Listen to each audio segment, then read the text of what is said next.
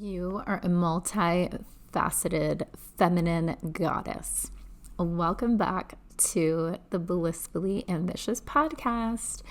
Today, we are diving into episode 2 of 5 of this self-love series. And like the title says, today's episode is going to be all about how you are a multifaceted and multi-dimensional woman.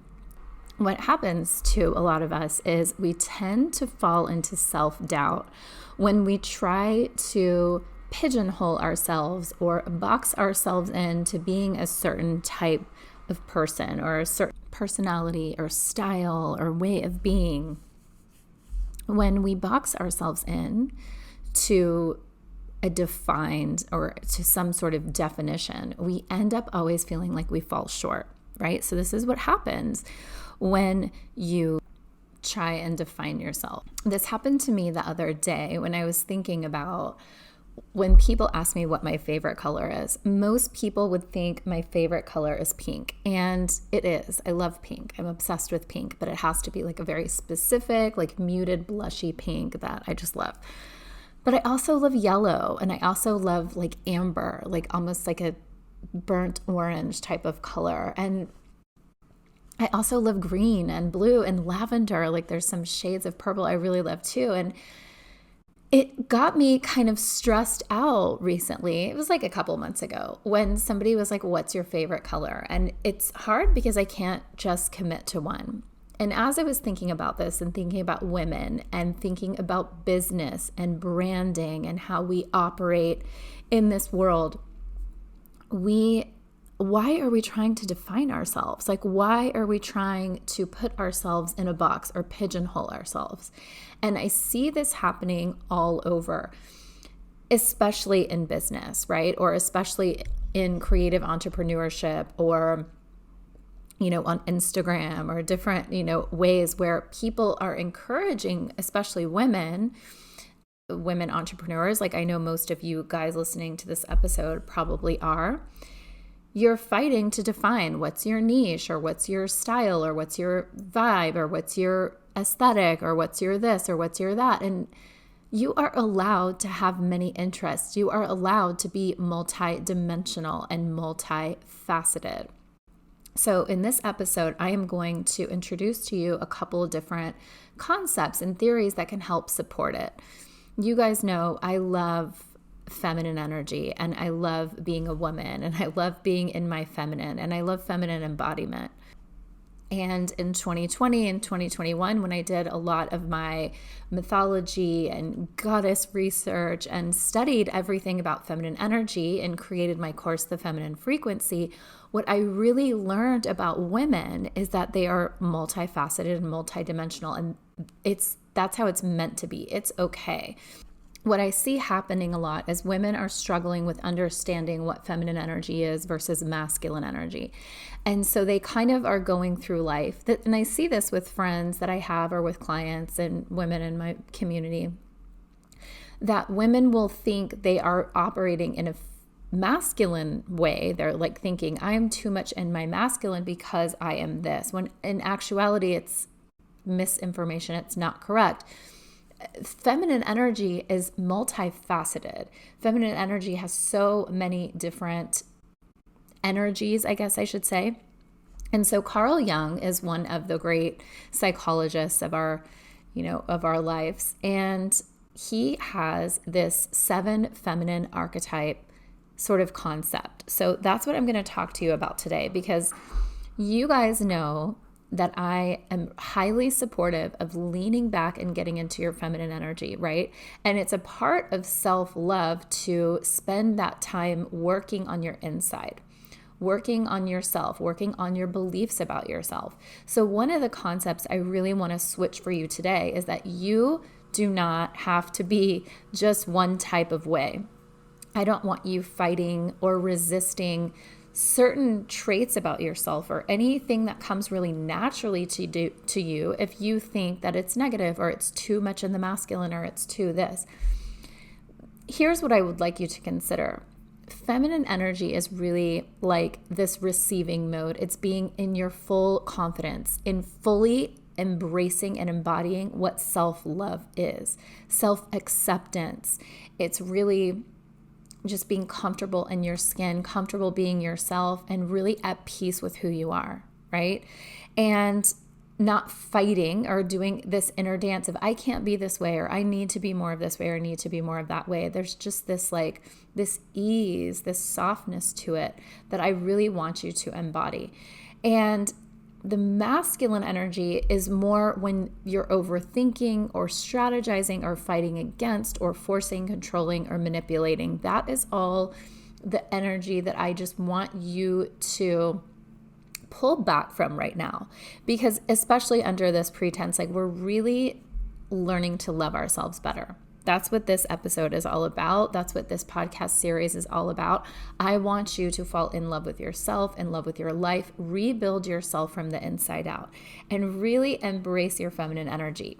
The femininity secrets, and I say secrets just because I feel like it's so hush-hush, kind of on the down low, is where the keys are to you really living life to its highest expression. Living the life you were born to live is really, as a woman, or if you're just identify as a woman, right? This is the energy that you are meant to express and experience in this life. Life is meant to be fun. It is meant to be joyful. We're actually not meant to live in this stress and anxiety and all of this shit that we've become so accustomed to. So I'm going to break down these 7 feminine energy archetypes for you. And again, this is a Jungian psychology concept, so you could totally Google this if you want to dive deeper or really get into it. And I think I'm going to do a challenge with you guys. Make sure you are on my love letter list, because I will be sending out the challenge soon, and I'll be doing a blog post about it. Okay, so let's get into it. Here are the 7 different types of femininity. So as a woman, you are all. Now, you may identify with one, you may identify with a couple, but you are meant to have all of these within you and a kind of balance of all of these. And it is okay and it is safe, and you are meant to have them all in your life, right? You are a multi-faceted feminine, right? Okay, so we start out with the maiden. The maiden is innocent, youthful, playful. She's seeing the world with fresh eyes and very rose-colored glasses. Just there's this sense of wonder about her. You may experience this when you are playing outside. I know as a mom, for me, this is where I get in touch with my inner child, and I play with my child, and I explore things, and I pick flowers, and I go, just see things with his eyes, with really fresh eyes. So I really get to channel that side of me when I'm with him. So I am not like this all the time, but I definitely get to live out that aspect in my life, and it always really feels good to me. The second archetype is the mother. Now, the mother is nurturing, protective, really compassionate. And I also, as a mother, get to embody and embrace as a mom when I'm at home. Let's say it's when I'm cleaning the house, cooking, feeding my child, doing the dishes, cleaning up this space. It's just this very nurturing, caretaking aspect of us that we get to embody and embrace. Now, here's another thought I just want you to have in the back of your mind. Every single one of these archetypes has positive and negative sides, right? There are light sides and there are shadow sides. So sometimes a negative side of these can come out as well. So for the mothering side of us, right? Now, a lot of this kind of happens when we get into these, what do you call it? Codependencies, okay? So it can be over mothering, or really getting into that controlling way of being, which then you tend to sort of fall onto the masculine expression of this feminine energy archetype, okay? So you want to make sure that you're leaning more on the feminine side of the expression. So it's being really generous, right? When you are in that mother archetype, you're being really generous and caretaking, but without expecting things back or not demanding things. to be done for you in a certain way, or being holding so tight onto your children that you don't allow them to have their own independence, right? So just making sure that your energy feels soft and feels catered to self-focus and self-growth and self-love. That's how you're going to stay in the light sides of your feminine archetypes. So just remember, this isn't to give you any rules or boundaries. It's just, I want you to know how this feels. I want you to know how these 7 different archetypes should feel at their highest, lightest expression. And when you are allowing yourself to express all of these in the light side, you will feel in that feminine frequency. You will feel that love for yourself and that the confidence that comes from that self-love. Okay. Number 3 is the wild woman, which I personally love this one. It's the wild woman, and also is referred to as the mystic. She is very spiritual and wild and bold, and she's in touch with all things divine. She's in touch with her sense of freedom and joy, and just kind of like that, I don't know, I just kind of imagine this like bohemian, kind of really spiritual woman. She's into yoga, she's into crystals and oils and all of those, like, that spiritual side of yourself.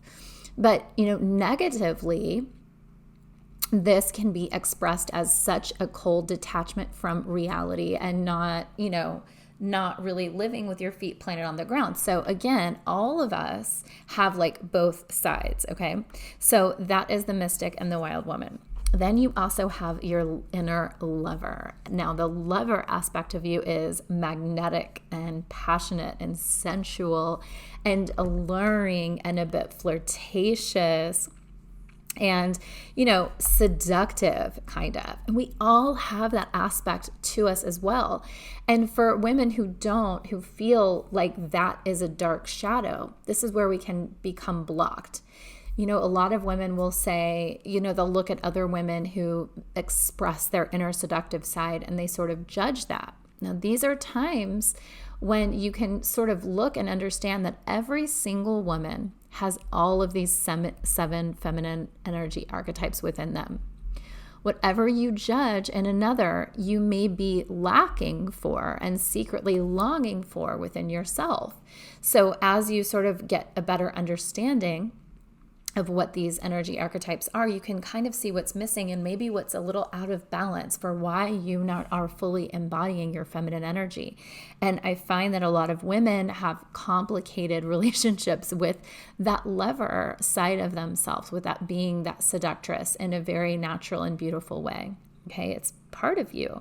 And when it comes to loving yourself, you have to love every aspect of you, every aspect of being a woman, every part of you. If you can just imagine yourself like a multi-faceted diamond, right? Like a gem, just sparkling and fresh and shiny.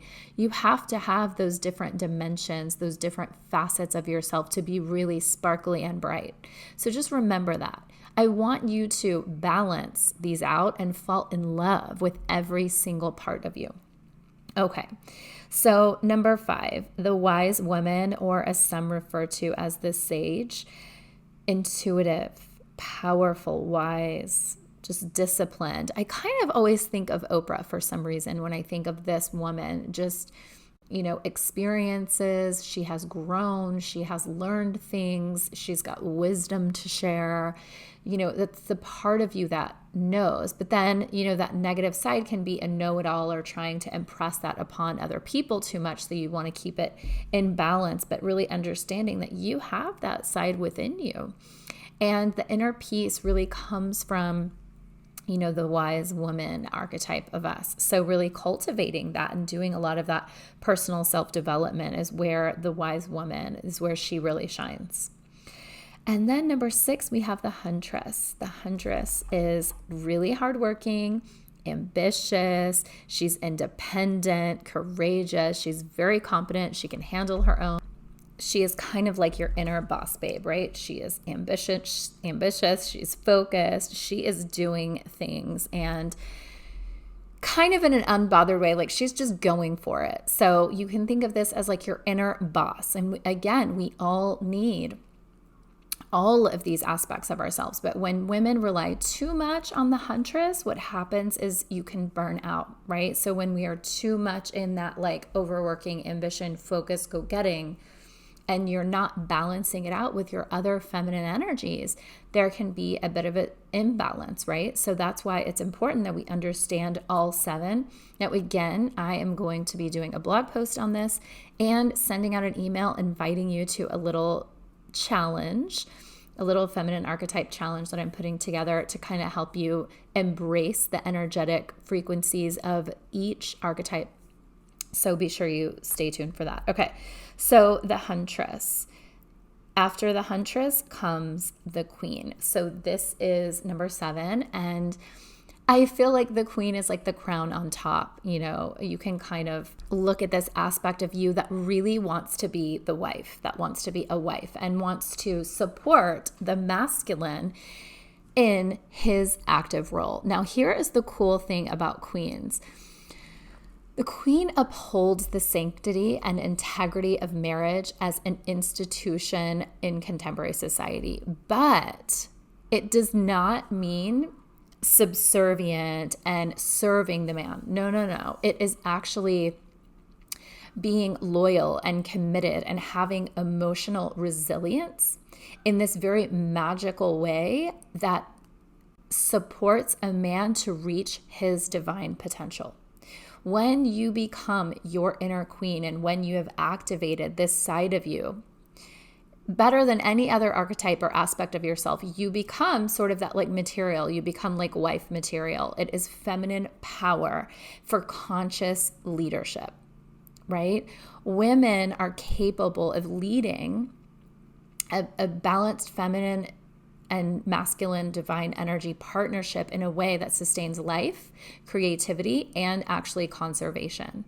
So her leadership skills will really come out when you get into a partnership like this, when you are at that queen expression. And you can also put these aspects to you to use in other ways besides just marriage. You can be doing it within your social circle, within your community, and even at your home, right? When you embody the light of this archetype, and you will be exercising your power in very yin ways: charm, persuasion, grace, fairness. You're acting like a queen, right? You are embodying that queen side of you, that leadership side of you.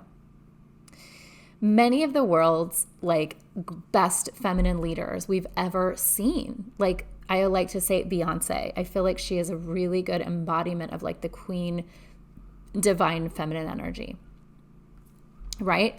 Now, of course, there's negative sides too, or shadow sides too, like losing yourself in the relationship. That's not the light aspect of this, right? Or thinking that you have to like submit and just have sex with your husband to fulfill that wife duty, right? That's not the way it should be. It's about your own personal pleasure, right? And really enjoying that and having that independence rather than codependence, right? So that is a very, very important aspect of when you are embodying that inner queen. It's about having that autonomy. It's about being in control of yourself and caring for yourself and becoming that highest version of yourself. And that all, of course, is self-love. Now, again, I'm kind of going to go over these concepts. You've got the maiden, the mother, the mystic, the lover, the wise woman, the huntress, and the queen. And it kind of goes in this order from the youngest aspect of you, right? The maiden aspect of you, to your highest aspect of you. And it's this personal growth and personal development journey.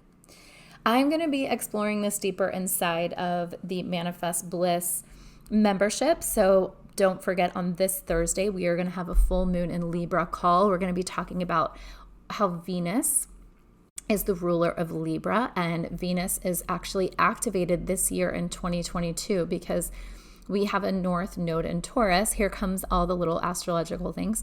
Our North Node in Taurus that is sort of controlling the collective and our divine direction, is also ruled by Venus. So Venus has a lot of power, and Venus is the ultimate feminine energy archetype of the planet. So all of these things actually tie together. I'm reading a book on Venus actually about like the mythology behind Venus and astrology and even these seven feminine archetypes, the goddesses. It's very, very interesting. But what's so interesting is that it all dates back, or it all really circles back to self-love, especially for women. We actually came to this earth. We come into this world to learn how to really love ourselves. And as we develop that self-love, we move up the feminine energy archetypes, right? And we begin to, one by one, learn to embrace and embody different aspects of ourselves. And none of us are ever the same. None of us are ever being one feminine aspect of ourselves at the same time, right? We are so multifaceted. There is no possible way that you could be just like the girl next to you or the woman next to you. There is no one who can be in actual competition with you, because you are your own blend of femininity. Maybe that's like 30% of this one and 10% of this aspect and 40% of this aspect. We each have our own different makeup and recipe of what feels right for us, what our soul really wants for us. You can kind of see it in your birth chart, because each aspect is actually ruled by planets and signs, and it goes so much deeper. But just knowing that you are made up perfectly as you is a part of self-love. It is a part of the journey of getting you to the point where you fully embody and embrace yourself and love yourself, is knowing that you are multifaceted, that you are meant to be different. You are not meant to be like anybody else. So as you spend time comparing your life to women on social media or the girl next door or anybody around you, it is a waste of time. It's a waste of time comparing yourself to anybody else, because your true only competition is the version of yourself you were yesterday, or the things that you've done in your life before. You are only trying to grow more and more in love with who you are. Loving yourself more than you loved yourself yesterday. That's the only real goal that should be of your concern or worry. Like, you just want to make sure that you are going on your divine path and you are moving and living and breathing to your full potential. That's it. You have a special purpose on this planet. And when we fight or we force it, or we try to do like somebody else is doing, or we try to be like somebody else is being, we are not going in alignment with who we are. A multifaceted gem, a multifaceted feminine. So I hope today's episode inspires you and reminds you that you are not meant to just like the color pink, or maybe you hate pink and you love purple or blue or whatever. Like, don't limit yourself to just having to be one kind of person. Like, oh, I'm a this kind of person, or I'm a that kind of person, or I'm a this kind of person. I dress like this, or I do that. Maybe on Tuesday you want to dress romantic, and maybe on Thursday you want to dress like an 80s queen. Like, you are allowed to be multidimensional and multifaceted. And honestly, that's what keeps that feminine enchantment and mystery about you. So get to know who you are at the core, and what you feel you love most about yourself, and what makes you feel good, and what aspects of yourself do you need to step up a little bit? Do you need a little bit more lover, a sensuality, magneticism in your life? Or perhaps you need a little bit more of that like wise woman in you, where you're doing that personal development and learning to love yourself better. Or maybe you need a little bit more maiden in your life, getting into your playfulness and really cultivating your inner child. Or maybe it is time you begin to embody your inner queen, step up to your next level leadership, and begin to command the life that you really want to create. I love you guys so, so much. So again, don't forget to make sure you are on my love letter list so you will get the Feminine Archetype Challenge. Check out the blog post. I will do that for you too. hang out inside of the Manifest Bliss membership. Don't forget, our call is on Thursday at 4 p.m. CST. I cannot wait to see you, cannot wait to meet you and hang out with you. And you guys can get coached in time by me. Ask all your questions. That's what we do. And we do some full moon rituals too. So I love you guys. Until next time, stay blissful.